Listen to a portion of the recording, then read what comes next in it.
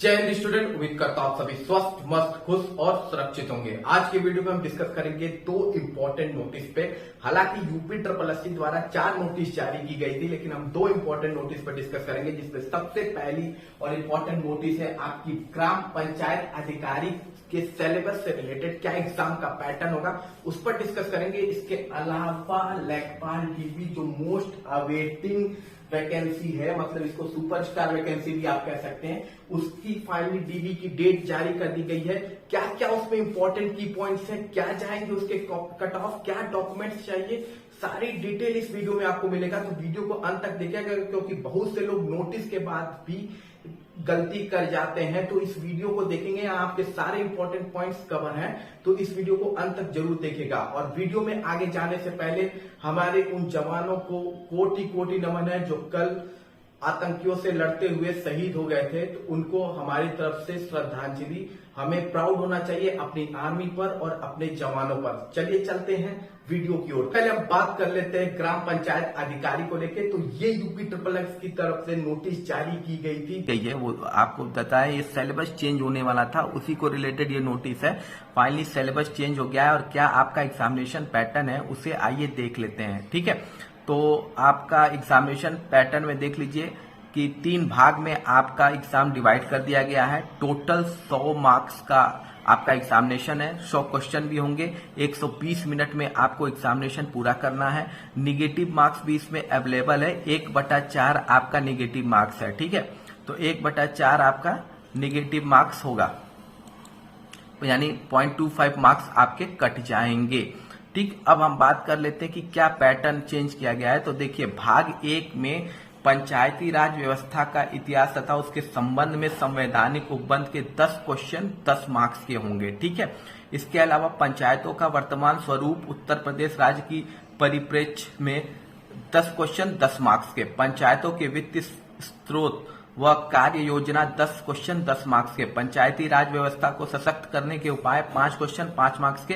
ग्रामीण विकास योजनाएं एवं कार्यक्रम 20 मार्क्स के 20 क्वेश्चन है। ग्राम पंचायत अधिकारियों की ग्रामीण क्षेत्रों के विकास में क्या भूमिका है, उसके 10 क्वेश्चन 10 मार्क्स के हैं। ठीक है, तो टोटल ये 20, 10, 30, 40, 50, 60, 65 क्वेश्चन 65 मार्क्स के आपके केवल पंचायत से रिलेटेड सेक्शन में है।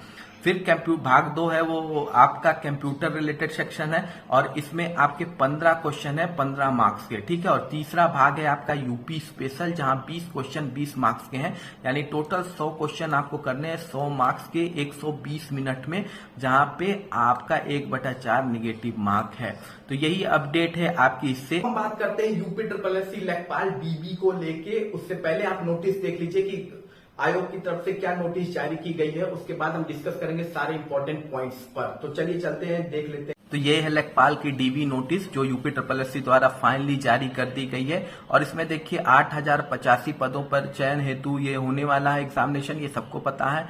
ठीक है, और इसमें एक इम्पॉर्टेंट पॉइंट ये है कि देखिए जो 22 अभ्यर्थियों का रिजल्ट आया था जिसपे क्वेश्चन उठे थे, ठीक है, उन 22 अभ्यर्थियों को परीक्षा से वंचित कर दिया गया है, यानी डीबी में उन्हें निकाल दिया गया है। अब केवल 27,455 बच्चों के डीबी होंगे आपके। ठीक है, डीबी की डेट 19 तारीख से ही शुरू है, जैसा कि मैंने बताया था 19 से ही शुरू होगी। 700 बच्चों का डीबी एक दिन में कंडक्ट कराया जाएगा और ये होगी आपकी 30 नवंबर तक। 30 नवंबर तक ये होने वाली है, 30 नवंबर तक होगी। टोटल 27,433 बच्चों की डीबी होगी और 22 बच्चों को निकाल दिया गया है जिनके रिजल्ट पे क्वेश्चन उठे थे, जो पकड़ाए थे नकल करते हुए। ठीक है, तो जैसा आपने देखा, मैंने पहले प्रीवियस वीडियो में आपको बताया ही था कि मंडे की वीडियो आप उठा के चेक कर लीजिए। उसमें मैंने बोला था कि डीबी के डेट से 7 या 6 दिन पहले आपके एडमिट कार्ड रिलीज हो जाएंगे, और देखिए 6 दिन पहले रिलीज हो गया। ये बात मैंने मंडे को ही आपको बताई थी। दूसरी बात भी बताई थी कि 30 नवंबर तक जाएगा। तो देखिए मैंने ये नहीं कहा था 30 नवंबर तक, लेकिन नवंबर तक जाएगा। तो देखिए 30 नवंबर तक गया है। अब इसमें क्या क्या इंपॉर्टेंट की पॉइंट्स है, इस पर हम डिस्कस कर लेते हैं, क्योंकि बच्चे इस पर ही ध्यान नहीं देते हैं। तो सबसे पहले हम बात कर लेते हैं कौन कौन से डॉक्यूमेंट्स आपको चाहिए। ठीक है, तो डॉक्यूमेंट्स की बात हम सबसे पहले करेंगे। डॉक्यूमेंट्स हमको कौन कौन से चाहिए, तो सबसे पहला डॉक्यूमेंट्स जो बोला है उसने, वो ये बोला है कि आपके पास सारी मार्कशीट होनी चाहिए। ठीक है, मार्कशीट आपके पास सारी होनी चाहिए और उसके सर्टिफिकेट्स भी होने चाहिए, ठीक है। मार्कशीट और सर्टिफिकेट भी होने चाहिए, ठीक है। दूसरा इंपॉर्टेंट डॉक्यूमेंट जो आपको बोला है वो ये बोला है कि आप अगर कैटेगरी से हैं तो आपके पास रिजर्वेशन सर्टिफिकेट भी होना चाहिए, ठीक है। अगर आप किसी कैटेगरी को बिलोंग करते हैं तो रिजर्वेशन सर्टिफिकेट भी होना चाहिए और इसकी डेट, लास्ट डेट जो एप्लीकेशन फॉर्म की थी उससे पहले की होनी चाहिए, उसके बाद की होगी तो फिर आपको कैटेगरी में नहीं अनरिजर्व कैटेगरी में डाल दिया जाएगा, ठीक है। तो जो रिजर्वेशन की कैटेगरी है सर्टिफिकेट है वो आपका एग्जाम के पद का जो लास्ट दिन भरने का था उससे पहले की होनी चाहिए। तीसरी इंपॉर्टेंट जो पॉइंट उसने बोली है, तीसरा डॉक्यूमेंट जो है वो है कि एज रिलैक्सेशन वाला। कुछ लोग एज रिलैक्सेशन का यूज करते हैं तो एज रिलैक्सेशन का जो सर्टिफिकेट होता है वो आपके पास होना चाहिए, ठीक है। तो एज रिलैक्सेशन का भी सर्टिफिकेट आपके पास होना चाहिए, ठीक है। रिलैक्सेशन का भी सर्टिफिकेट आपके पास होना चाहिए।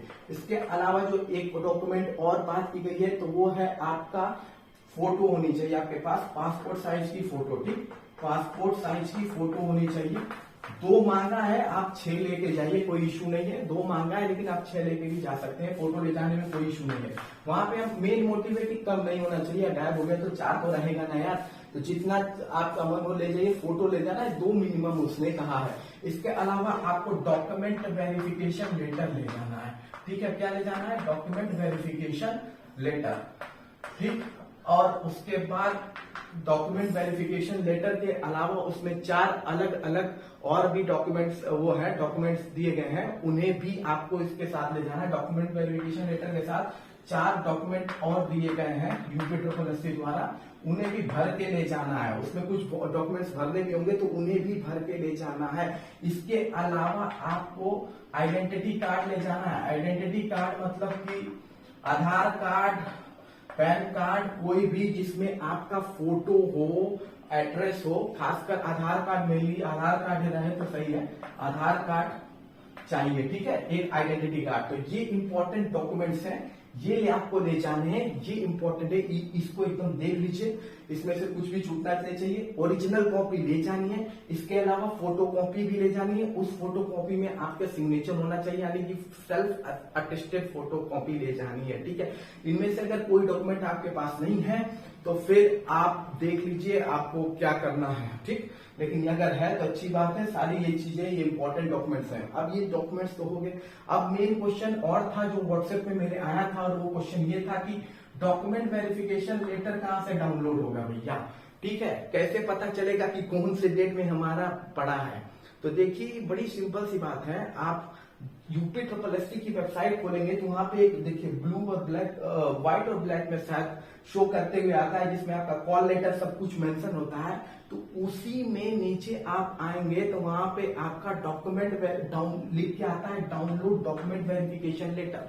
वहां पे लिख के आता है डाउनलोड डॉक्यूमेंट वेरिफिकेशन लेटर, वही पे जाके क्लिक करें एक बार। जब उस पे जाके क्लिक करेंगे ना तो वहां पर फिर आपका खुल जाएगा, उसमें आपको रजिस्ट्रेशन नंबर डालना है, डेट ऑफ बर्थ डालनी है, कौन से जेंडर पे है, मेल है, फीमेल है, ट्रांसजेंडर है, जो भी है आप डालिएगा। उसके बाद कैप्चा डालेंगे तो आपका डॉक्यूमेंट का डिटेल आ जाएगा। ये लेटर डॉक्यूमेंट वेरिफिकेशन लेटर आपका डाउनलोड हो जाएगा और उसमें मेंशन होगा आपके फोटो के साथ भैया की ए दिन तुहार पड़ल बा।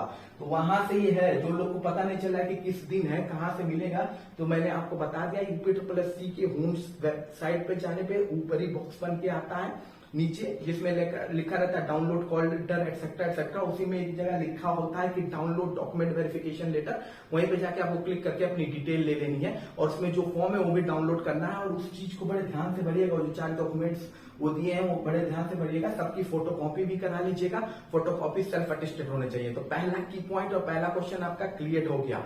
अब हम बात कर लेते हैं दूसरे क्वेश्चन पे। तो दूसरा क्वेश्चन ये है कि और क्या उसमें एक इंपॉर्टेंट की पॉइंट्स उन्होंने करवाए थे, ठीक है।